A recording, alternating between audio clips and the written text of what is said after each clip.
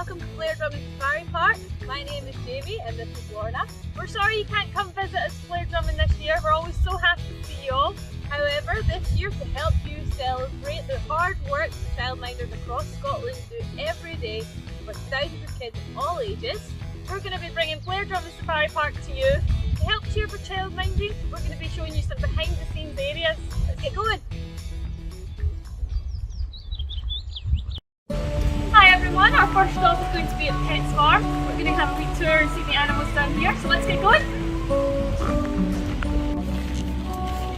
So guys, we're down at Pets Farm and we're going to be meeting some of these animals.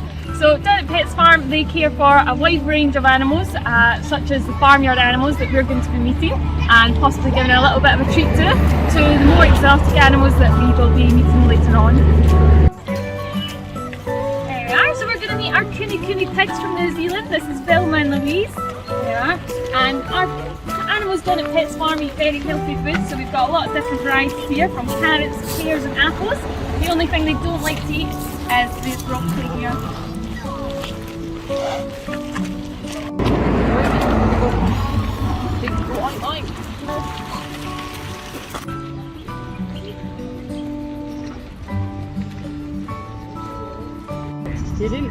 Next up we're going to say hello to our trekking ponies. So this is Kyle and this is Biscuit. Kyle is Biscuit's mummy and they're both from the Isle of Skye. They were actually ex-trekking ponies and they came to us when they were ready to retire. So let's give them a wee feed and see them walk.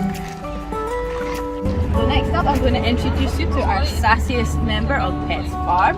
Whenever we have guests here to feed the animals, I always warn them that she can be a bit nippy, so we need a nice flat palm to make sure she doesn't get us with her teeth. Of course we have lots of different animal species here at Pets Farm. Polly is a Shetland pony. She acts like she hates the other animals in her area. We're actually all the best of friends. I'm going to tell you a little bit more about the animal friendships we see here in a second. Millie is one of our more gentle residents at the Pets Farm. As you can see, she's a lovely donkey. Now the interesting thing about Millie is that she actually thinks that she's an alpaca. So Millie always hangs out with the alpacas in the field over there, and she gets very upset if she ever has to be separated from them. To the point that if we ever have to do any work on her feet and we have to take her up to one of the barns, the alpacas actually have to come with her or she won't come at all. She's a very funny girl.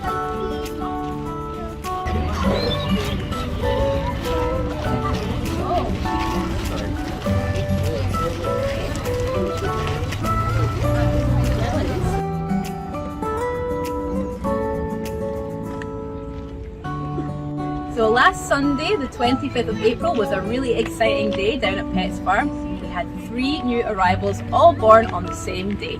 So if you look behind me, you can see the 2 new baby pygmy goats. We haven't got names for them yet, but you can see how tiny they are. They're about the size of a kitten or a puppy. And that's their mum Betty there. She's been a very good mum so far. And we also had a new arrival of a lamb called Alana. She's hiding a little bit now, but we'll find you a little footage of her as well.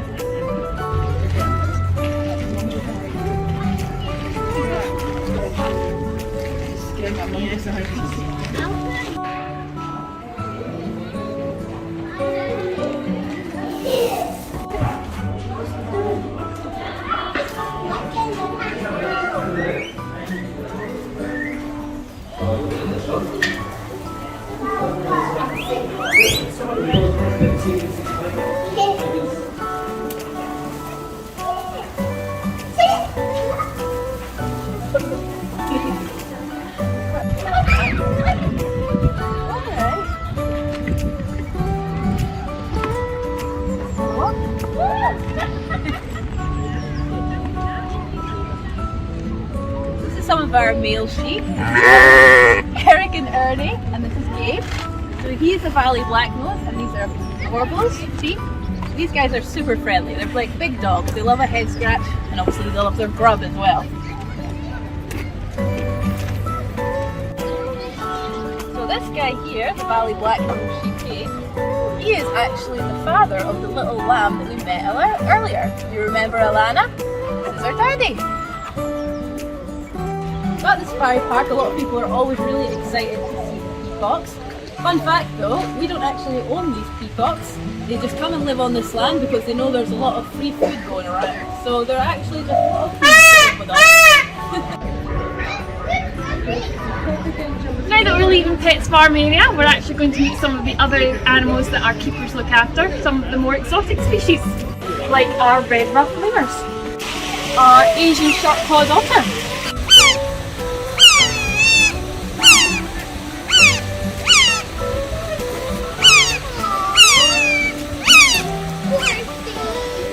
our emperor tamarins, our Barbary macaques, and our penguins. Now, penguins are one of the more popular attractions here at Blair Drummond Safari Park, so I'm going to tell you a little bit more about them. Now, our penguins are Humboldt penguins. They are part of 18 different species of penguin, and they're one of the more smaller types. The smallest type of penguin is actually called the little blue penguin or the fairy penguin, and the tallest, largest one is actually the emperor penguin. Our penguins here are Humboldt penguins. Now, if we have a little look at them, they are in a little bit of a group at the back there. Now, a group of penguins on land is actually called a waddle or a rockery, and when they're in a group in the water, they're actually called a raft.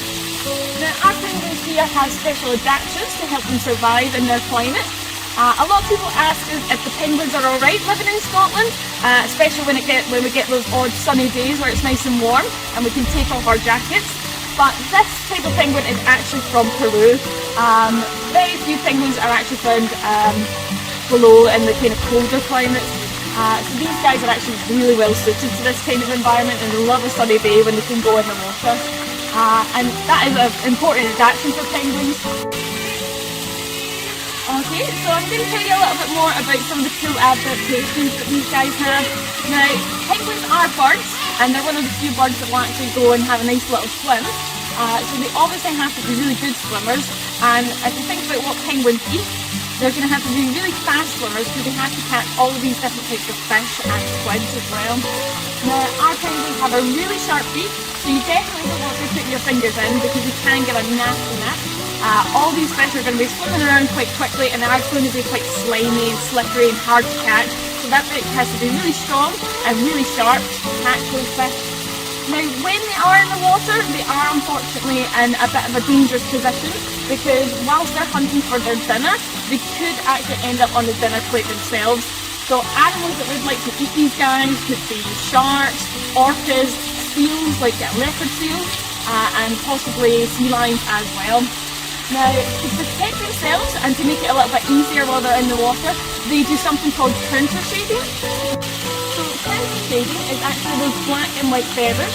Now, what this actually does is it helps them while they're hunting for their prey, and it helps them blend in so that predators can't spot them when they're trying to hunt.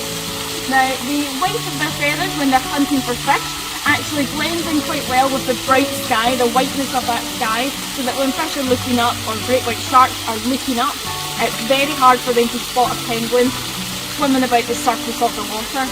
Now, another animal that I mentioned, a predator that would like to eat these guys, is sea lions. Now, sea lions actually often hunt from above. So they'll often be at the surface of the water near where the penguins are hunting, or up on rocks looking down as well. And the black feathers of the penguin's back actually help them blend into the dark waters below. So it's hard for sharks to see them when they look from above, and it's hard for sea lions to see them when they look from below. And that is what I say is called counter shading. It helps them blend in. The other thing that we're going to do as well is actually talk a little bit about enrichment. Now, you might not have heard of this term enrichment before. Enrichment is what we do at the zoo every single day, and it can be very obvious what we do, and it can be very subtle as well. Enrichment could be plants within an enclosure. Their pool here is enrichment because it's encouraging natural behaviours. Enrichment is basically toys and things for the animals to do and interact with, which causes them to behave naturally as if they were in the wild. So we don't want the penguins to sit around bored all day, so we provide things in their enclosure for them to do and things for them to act naturally with. And what we're going to do with our penguins is something they absolutely love. It's actually, the keepers have told me, one of their favourite activities. and it's actually blows bubbles for them. Now obviously they wouldn't find bubbles out in the wild, but this is something they really like because they like to see their reflection in the bubbles and they love to chase them. So in a minute or two we're going to get one of our keepers in. These guys are going to get a little bit of fish to eat and they're also going to get a little bit of bubbles floating for them as well, and you'll see how they react to it. Earlier today when we were down at Pep's farm, we learned about some of the different animal friendships that we can see. So next I'm going to tell you a little bit about our penguin relationship. So a lot of people have some certain ideas about penguin relationships from a particular Disney movie about singing and dancing penguins.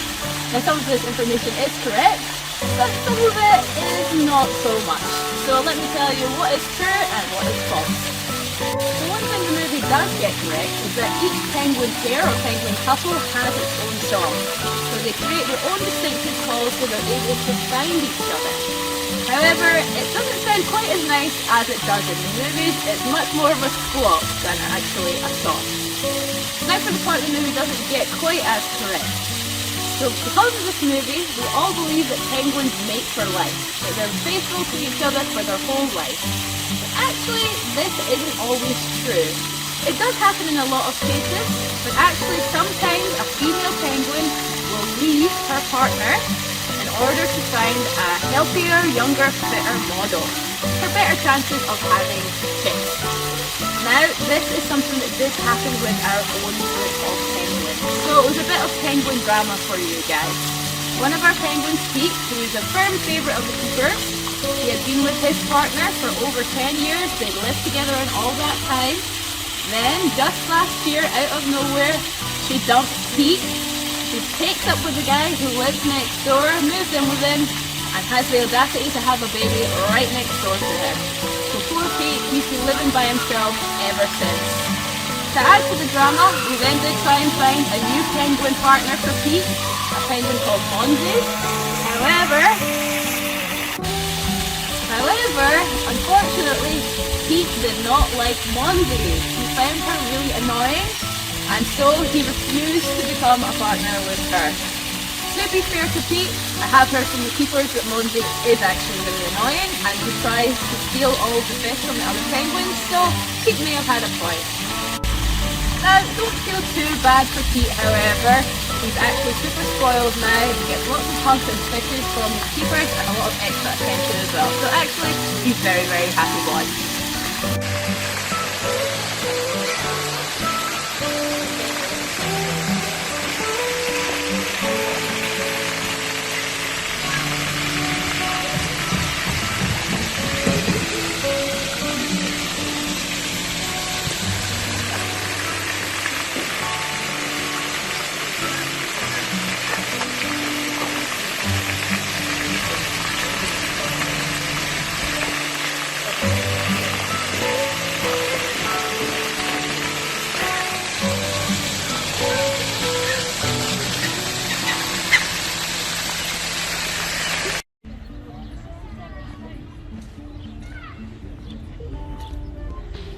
So next up we're going to meet our zebra. This is Spot.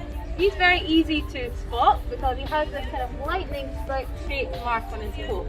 So we can always tell who's who. And we also have Tanu, who's just over the other side of the enclosure just now. So in this enclosure we actually have the zebra, the ostrich and the giraffes all together. It's a mixed species exhibit. This is quite nice because it's exciting for the public to see, and also it's quite natural because out in the wild they should all be living together. So Spot actually came to us from Longleat Safari Park where he was hand reared. So he's super friendly, we can get up nice and close to him. So you can see he's beautiful markings here. People often will ask, is he black with white stripes or white with black stripes? Well, first of all, he's actually not really black at all. It is a dark brown colour.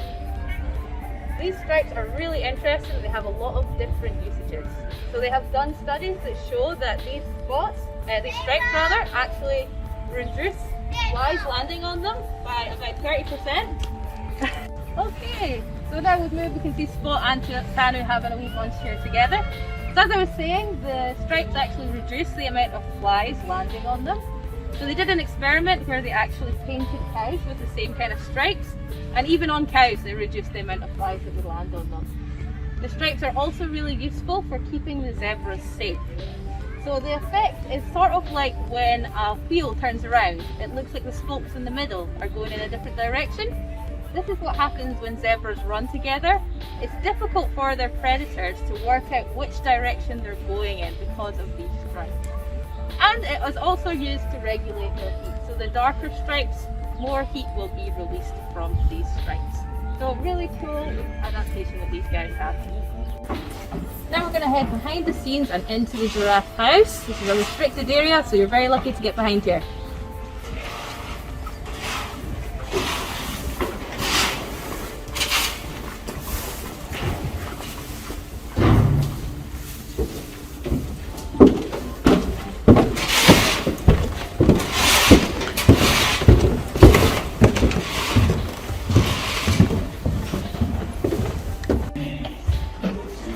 In the giraffe house, and we're with one of our lovely girls, Keisha. She's actually our oldest girl. She's 21 years old. She's also our tallest girl as well, so she's quite easily recognisable. She is also usually quite grubby around the mouth area. This is because a few years ago she got one of her back molars taken out, and as for that it causes her to dribble quite a lot. So if you see one dribbling, it's probably Keisha. Now giraffes have a reputation of being some of the gentlest, nicest animals, and they are. However, they are actually still categorised as a Class 1 dangerous animal. The reason for this isn't that they would deliberately do anything to harm you. However, they do have a very powerful neck swing and a very powerful kick. They have actually been known to decapitate lions. So for that reason, we would never go in beside one of our giraffes. Even if they didn't mean to hurt us, they could do so accidentally. This means for the public there will always be 2 barriers between them and the animal, and for keepers there will always be at least 1 barrier. So as I'm feeding Keisha here, you can see that her lovely long tongue comes out to get the food. Her tongue is prehensile, meaning it can be used to grasp, so you'll see it twisting and turning as it comes out to hold on to that. It also can get up to about 53 centimetres long, which is huge, and that's just to allow them to reach up into those nice high, difficult to reach places. You'll also be able to see that it has a kind of blacky, purpley colour. The reason for this is it acts as a kind of sunscreen. So giraffes actually spend about 23 hours a day eating. Sounds like a good lunch for me. But of course, if you're living in Africa and your tongue is sticking out all day without any sun protection, you would feel the burn. So that's an adaptation they've developed in order to deal with this. Giraffes, of course, are also known for their beautiful coat pattern. And like our fingertips, this is actually unique to every individual. No 2 are the same. So as you can see here, Keisha has a lovely reddish coat. And then if we show you some of our other giraffes later, you'll see that they look quite different to Keisha. So that's how we can visually identify them. They do all look quite different from each other. Now this coat, the theory is that the darker the spots, the closer to the equator the giraffe species originally came from. And as with the zebras, the spots are also used for thermal regulation, so the heat escapes from the darker areas. An interesting fact about giraffes is that until about 10 years ago, we didn't actually realise there was more than one species of giraffe. So we recognised that they looked a bit different from each other, but we just thought that was their individual markings. However, due to concentrated efforts and research by the Giraffe Conservation Foundation, we have discovered there's actually 4 giraffe species and 5 subspecies. So the difference in coat can also be related to the different species type. So here at Blair Drummond Safari Park, we are actually a hybrid holding facility. Because for all that time, zoos and conservation projects didn't know there were different species, we had been crossbreeding them, creating these hybrid animals. Now that we do know, and we want to keep the genetic lines as pure as possible for conservation reasons, these girls will never be bred. So this is kind of like a little retirement home for them. They come and stay with us, they don't have to worry about any boys, and they can just chill out for the rest of their lives. For many years, giraffes were known as the silent animal. people believe that they didn't make any noise whatsoever. However, again, due to recent research, we have discovered that they do in fact make some noise. However, it's at such a low frequency that humans can't hear it, and they also only make it at night, which is why we had been missing it. Researchers are still not quite 100% sure as to why they make this noise, but they guess that maybe because they're doing it at night, it's to tell each other, I'm still here, I'm okay, nothing's got me in the night. Of course, probably the most famous thing about the giraffe is the size of that neck. So giraffes themselves are the tallest land mammals. Keisha here is about 17 foot tall, which is actually very tall for a female. Usually they'd be more like 16. Males getting up to 19 foot. The neck itself is about 6 foot long. However, despite its massive length, it actually only has 7 vertebrae, just the exact same as a human neck does. It does, however, have some cool adaptations. So giraffes don't actually drink water every single day. They get most of their water from the food they eat. However, when they do drink, they will drink for 5 to 15 minutes in one go, and it will only be every few days. Now imagine you had your head upside down for 15 minutes. All the blood would rush to your head, wouldn't it? So giraffes have a very special adaptation whereby when they bend down to drink that water, the blood vessels in their neck all constrict, so only the tiniest trickle of blood will get through. This stops them from passing out when they're bent down for 15 minutes at a time. As I mentioned earlier, giraffes spend about 23 hours of the day eating, which might lead you to believe that the final hour of the day would be used for sleeping. Actually, that's not even the case. Giraffes only sleep for about 20 minutes per day, and even then, only in 5 to 6 minute naps. Generally out in the wild, they will sleep standing up, just to keep themselves safe if there are any predators around. However, if they feel safe and comfortable, they will lie down. And we are very lucky, our girls are all really comfortable here, so they do sleep lying down when they're tired. It's actually a very cute sight to see. They will get down on all fours, and then they'll tuck their neck back and lay their head on their bum and use their bum as a pillow. There we are. So earlier Jamie Lee introduced you to Keisha, one of our giraffes. Now I'm going to show you the difference between our giraffes. So up first we have Harriet. Now Harriet is one of our smaller giraffes, and she's also the palest in colour as well. Coming over to see us is Nosy Bella. Now Bella is Kelly's daughter, and that's Kelly just at the back there. So Kelly and Bella look very similar in appearance. Yeah. Up here is Keisha, who we introduced you to earlier. Now Jamie Lee was telling you a little bit about Keisha, how she is the tallest giraffe, the oldest, and also the slobberiest as well. Yeah. Yeah. Just at the end here we have Ruby. Now Ruby is the giraffe with the darkest spots, so you can see just around there how she pales in comparison over to Harriet just beside her, and Ruby has the darker spots just here. Ruby is also one of the smarter giraffes, and she's a keeper favourite because she has actually learned how to open doors with her tongue. Now, Jamie Lee said that our girls here are all hybrids. Now, that is one of the reasons why they have such different markings with their coats here. Hi everyone, so next I'm going to be introducing you to our rhinos. So they're over at the back just now, so hopefully I'm going to call them over and tell you a little bit more about them. And also you might be able to see them getting a mud bath as well. Now, like everything at the safari park, it is total choice for them to come over. They can stay over there if they want to, and it's their choice if they want to participate in the mud bath as well. And I'll tell you a little bit more about why I'm doing this. So I'm going to try calling them over for you and see if we can learn a little bit more about them.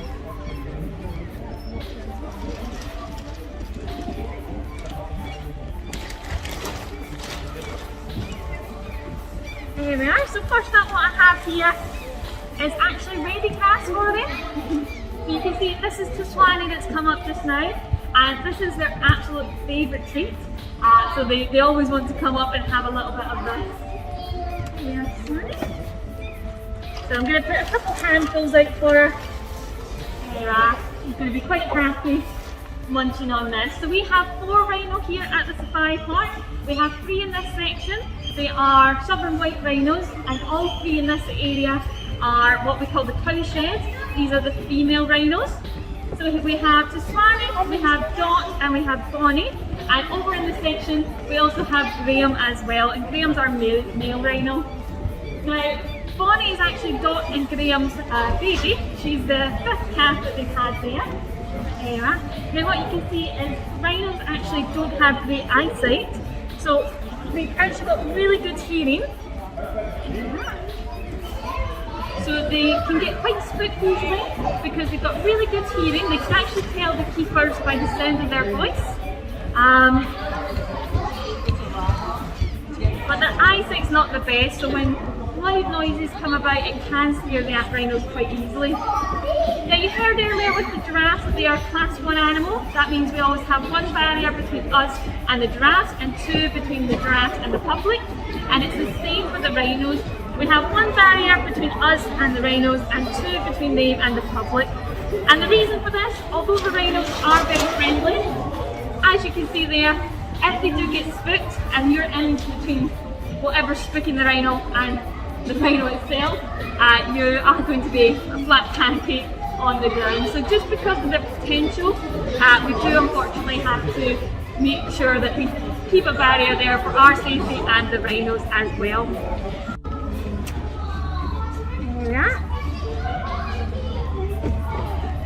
So what I have here is just mud that our keepers have gathered from the reserve, and the reason I've got this is because, like I said, we're going to try and do a little mud bath with the rhinos. And the reason for this, there's actually 3 main reasons. The first one is it's really good for their skin, so it actually helps moisturise it and keeps it quite soft.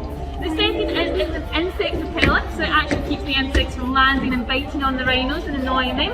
And it's also really good to act as sunblock, so when we do have sunny days here in Scotland, it's really good for them to bathe in this mud, and it helps protect them as well.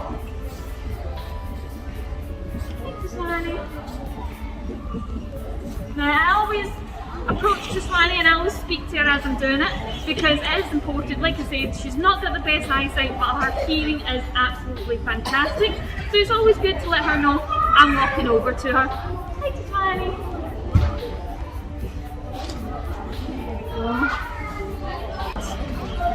Good girl, Tasmania.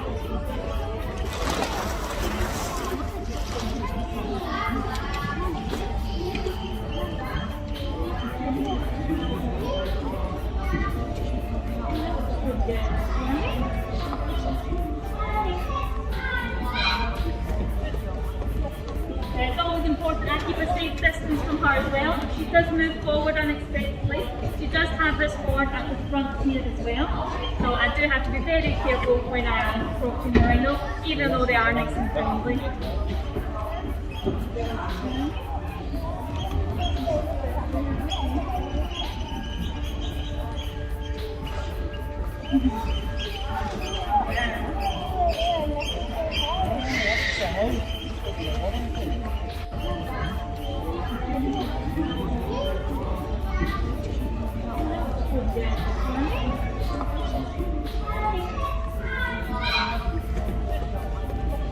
It's always important I keep a safe distance from her as well. If she does move forward unexpectedly, she does have this board at the front here as well. So I do have to be very careful when I am approaching the rhino, even though they are nice and friendly.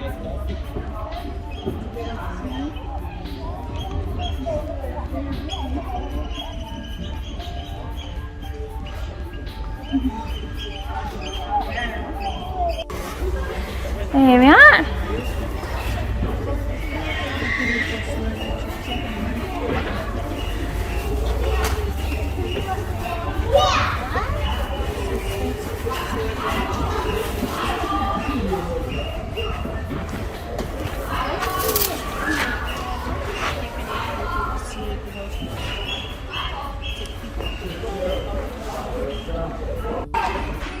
Now what you see me put down, like I explained, is ready grass, so that's down there for them if they want to have some of that. Now ready grass is a really good treat for these guys because these guys are what we call grazers. Now, southern white rhinos are one of the only grazers of the rhino species. Most are actually browsers, and the difference is basically grazers will spend a lot of their time eating lots of grasses and hays and straws and things like that, while their browsers will be browsing along the bushes to eat fruit and the leaves off the bushes as well. So you can see some of the mud along her face there.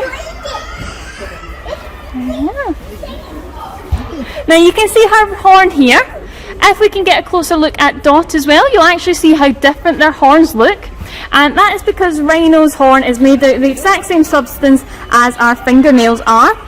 And the reason for this, they actually file it down, just like we would do if we're having a nail day and we're treating our nails, and we file it down to different shapes.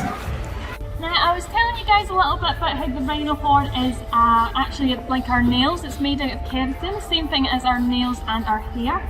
Now, unfortunately for these guys, that is actually the reason their numbers aren't doing too well in the wild, because they are actually poached for this. Unfortunately, with recent developments as well, poaching has actually increased for these guys, because it is now believed by certain cultures that rhino horn actually cures COVID-19 as well, which obviously we know isn't true, but we're trying to get the education out there. But it's hard to change a culture that has been going on for hundreds of thousands of years. But education is what we can do to help prevent this animal going extinct, as well as conservation as well to help protect this animal. These guys, they were actually going extinct a couple hundred years ago, but with the work of nature reserves and zoos as well, all the conservation work we were doing, their numbers have been on the rise. This is Dot that's coming over just now. So I have been telling you a little bit about Tswani. Dot, you can see, is actually a little bit different than Tswani. They're about the same size and weight, but you can see the difference between Tswani's horn and Dot over here. Now the reason for this difference is because, like I was saying, it's like their nails and they actually file it down. So what these rhinos will do around the enclosure, they will actually file their horn against pieces of wood and between the posts here, and they will actually help shape the size and shape of their horn.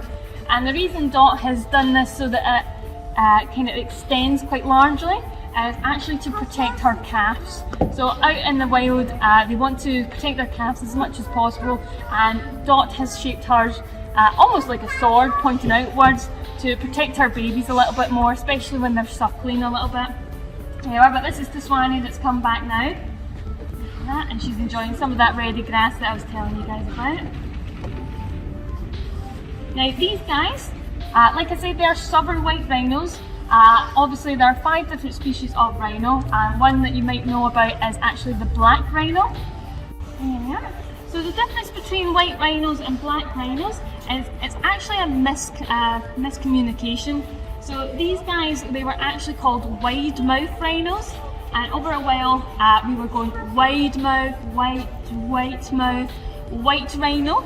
So this one here, if we're calling it a white rhino, the other species must be called a black rhino. But you can actually see, because I say these guys are grazers, they actually have a wide mouth to get as much of that grass in as possible. But both white rhinos and black rhinos are actually the same kind of shade of grey. Okay, so we've just been talking about our rhinos, so up next what we're actually going to be doing is having a virtual drive-through of our drive-through reserves area and seeing what we can spot there.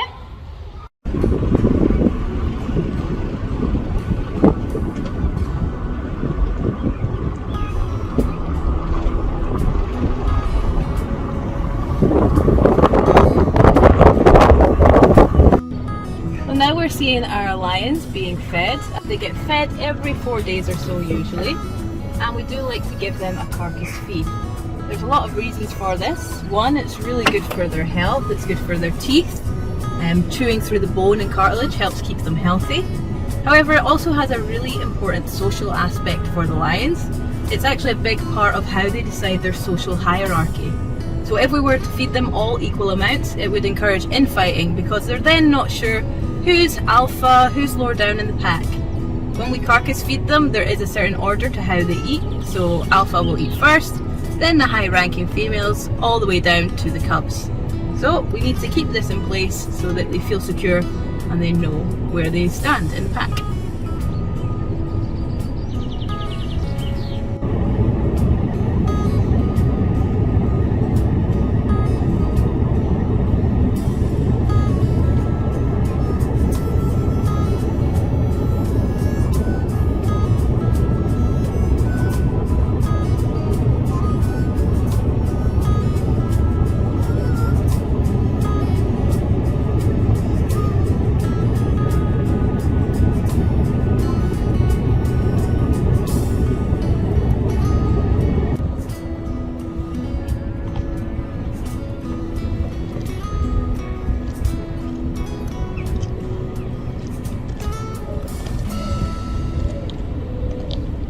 sanctuary.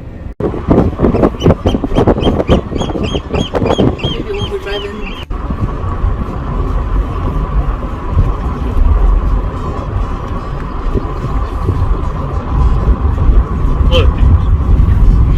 Yeah, come and join.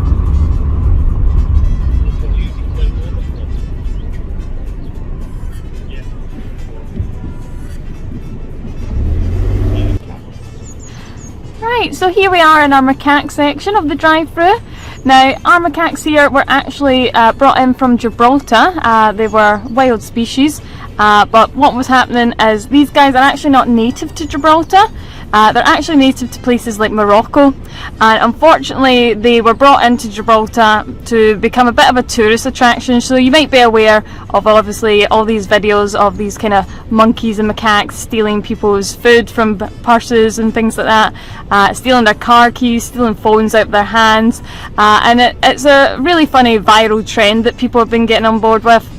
But unfortunately these guys are very territorial, and they were getting pushed further and further into the town by the other groups of macaques that were in the vicinity, and this was causing a lot of problems for the actual residents of Gibraltar. So they were actually going into their houses and causing a lot of havoc.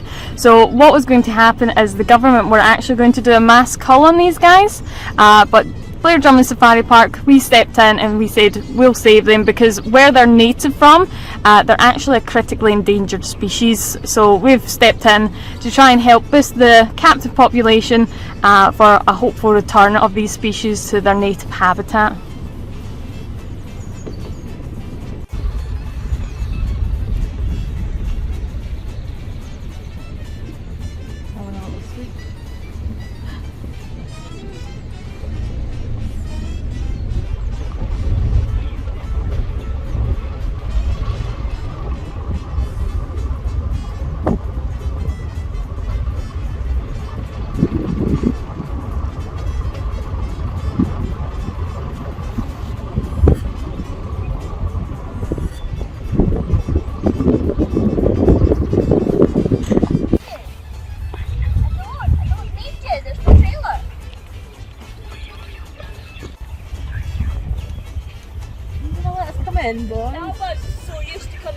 Right, so we've just driven through our Africa section. We've already seen the lions being released and fed, and we've just driven out from the macaques as well.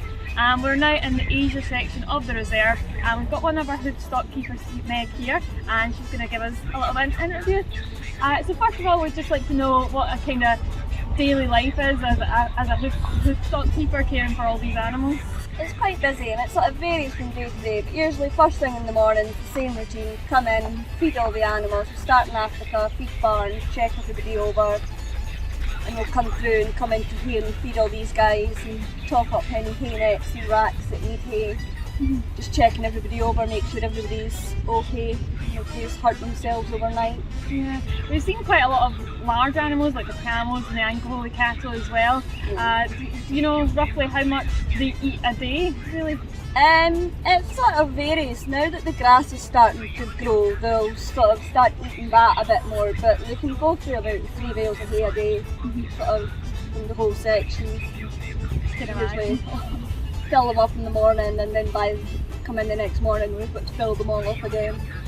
And we didn't get to see the kudu as we were driving through. We kind of just seen the Anglo cattle, but we've got a few new additions in this section, isn't there? Yes, we've got 2 baby Père David deer, which are, I think they're over in the wall over the far side beside parents, and if it's the same as last year, we should have at least another one to come.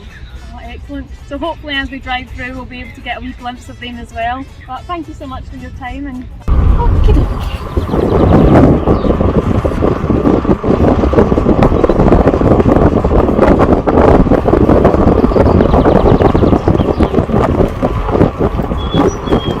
So now on our right we can see Père David's deer. They may not look like much sitting in their wallow there, but actually they're the rarest animal we have at the park. The reason being they're actually extinct in the wild, meaning that they now only exist in captivity. So a couple of hundred years ago there was only a small population left living in China, about 100 individuals, and the decision was taken then to put them into captivity with the hope of increasing their numbers. Luckily, that plan was successful and they are now numbering their thousands. So the plan is hopefully to reintroduce into the wild sometime in the near future. We are especially blessed at Blair Drummond Safari Park because we have 2 new Père David babies that you can see in shot here. So we are also helping to contribute to their numbers every year.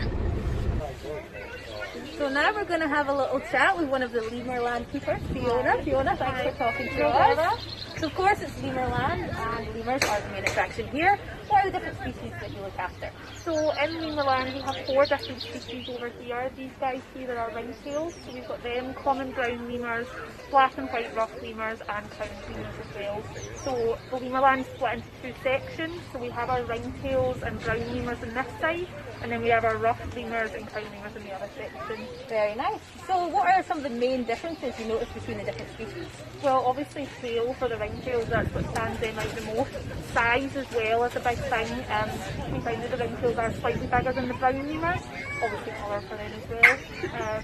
Temperament as well, the ringtails are a lot more bolder and confident, I would say, than the crown lemurs, and the black and whites are a wee bit more shy. Ringtails are definitely love people, they're kind of always out and about with the public. The other ones tend to hide away a little more. Well, I think people love them just as much as they love people. But it's not just lemurs that you look after as well. Can you tell us about some of the other species you look after? So in this section we also have Patagonian maras, which are a large rodent found in South America. So they share the enclosure with the ringtails and browns on this side. And in our other section we have giant African macaque tortoises, Somali sheep, and also an array of bugs as well, and insects. How does everybody get on with each other? I would say on this side with the ringtails and the mara, it's more ignoring each other unless it comes to food. They like to steal the mara's food a lot of the time, unfortunately, so we have to scatter it all over the enclosure. They're very cheeky, like to steal some of it. But yeah, they get on pretty well, given that lemurs can be quite territorial. They tolerate having the mara in their space really well. It's a big space we have here, so they have a lot of time to free roam and get away from each other if they're getting a bit fed up. So yeah, they get on well. So as you just pointed out, they're able to free roam. This is a walk-through enclosure, and it's a mixed species enclosure as well, so it's quite special in that way. And we also noticed that you've been doing a lot of planting this year. Can you tell us a bit about that? So pretty much everything that grows in this enclosure, the lemurs can eat. Obviously they don't tend to go for the pine trees until the fresh shoots, really that's the only thing they'll eat from them. But we have hawthorn, willow, we have rosehip bushes, raspberry plants, everything that they can go away and naturally forage, which is really nice because obviously in the wild that's what they spend the majority of their time doing. So we really like to make it as natural as we can, encourage this kind of behaviour. So only thing we have to watch is in summer they do tend to gorge on it. Obviously they can go and eat whenever they like, so we have to keep a really close eye on that for what we are preparing for the guys. So we have to watch for that. They're very greedy, they would just keep eating, but it is lovely to see them away naturally foraging on the trees. So yeah. Very cool, well thank you for talking to us, that's great. Right, up next I can actually see some of our crowned lemurs, so hopefully we can get a good look at these guys. Excellent. Now this is Ozzy and Oni. Now Ozzy is the one closest to us, and Oni is the greyish one on the fence there. Now these guys are one of the only lemurs that are sexually dimorphic, which means they look different, males and females look different. Similar to lions, how male lions have the mane and females do not have the mane, it's the same with these guys. So Ozzy is that golden brown colour with the dark crown, and that's why they're called crown lemurs. And Oni is that greyish colour with the brown crown, so you can see the differences between male and female. In this paddock here we have our Somali sheep. Now what's interesting about these guys is these are actually an African species of sheep, so they actually have hair instead of wool to stop them from overfishing. So in this wee house here we have our African spurred tortoises. Now these guys are the largest of the mainland tortoises, and they can live for about 30 to 50 years. And what's really interesting about these guys is a lot of facts that some people don't know is that their shell, they can actually totally feel everything on their shell. Just like how you can feel a finger going round in circles on your palm there, you can feel that sensation. It's the same for these tortoises. They can feel every little touch on their shell there because it's full of nerve endings. So every little touch and tickle, they can feel that. Hiya guys, we are still in lemur land, so I do still have my mask on to keep the lemurs safe, so hopefully you still can hear me nice and clearly. Now we introduced you to some of our other lemurs, like our ringtail lemurs and our mara in the other section. Now what I'm going to do is introduce you to some of our smaller residents that we have living in the other section. So first up we have one of our giant African land snails. Now as the name suggests, giant African land snail. You can see from the size of my hands here that it is a lot bigger than the snails you may find in your garden back at home. Now, as well as that, African land snails, they do originate from Africa, but this guy here is actually one of the most invasive animals on the planet. So he is actually illegal in America to have as a pet, because if they got out, they lay about 200 eggs at a time. And they are herbivores, they're plant eaters. So what they like to do is they like to eat lots of dead, rotting plants that are lying on the ground. But they don't discriminate between dead plants and live plants. So they will often find themselves in farmers' crops eating the live plants as well. So farmers don't want them eating up all their crops. So it's actually not a good idea to be letting these guys roam around in hot, humid places, which they quite like as well. Now, if a snail is uncomfortable and it is a little bit cold, they actually shrink away inside to their shell here, which helps protect them, keep them warm, and it also protects them from predators. This guy here, he'll live for about 7 to 8 years, and he's actually more active at night. So in the day, he'll actually use that shell and he'll actually hide away up in there, and he'll hide in amongst the leaves as well. Now, I've introduced you to this guy that is mainly from Africa. Next, I'm going to introduce you to one of our smaller beasties that are actually found same place as lemurs in Madagascar. Up next, guys, we do have a Madagascar hissing cockroach. Now, these guys are native to where our lemurs live as well, and the reason they're called Madagascar hissing cockroaches is because these guys have the ability to push out a little bit of air from their exoskeleton and give off a little hissing sound. So a bit like if you guys like fizzy juice, when you open up a bottle of cola or iron brew and it lets out that little psst, that hissing sound, that's the type of noise that these guys make.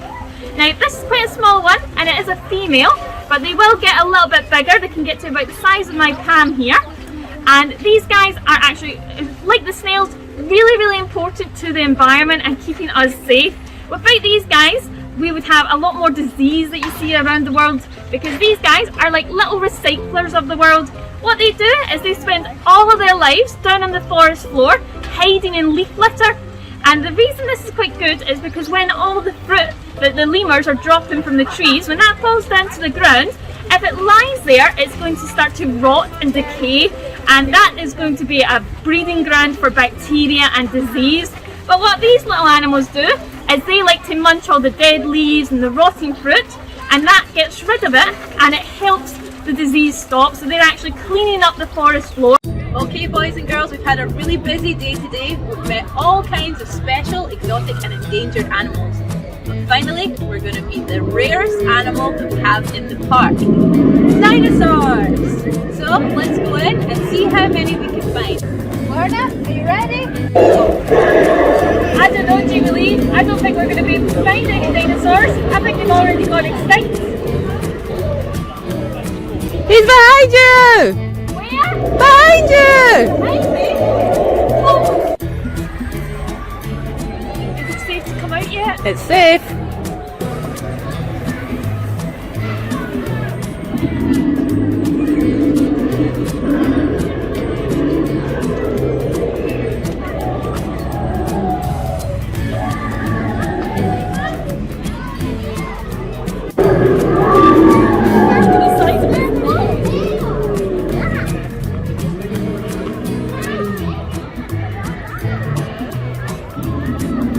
Careful above your heads, boys and girls.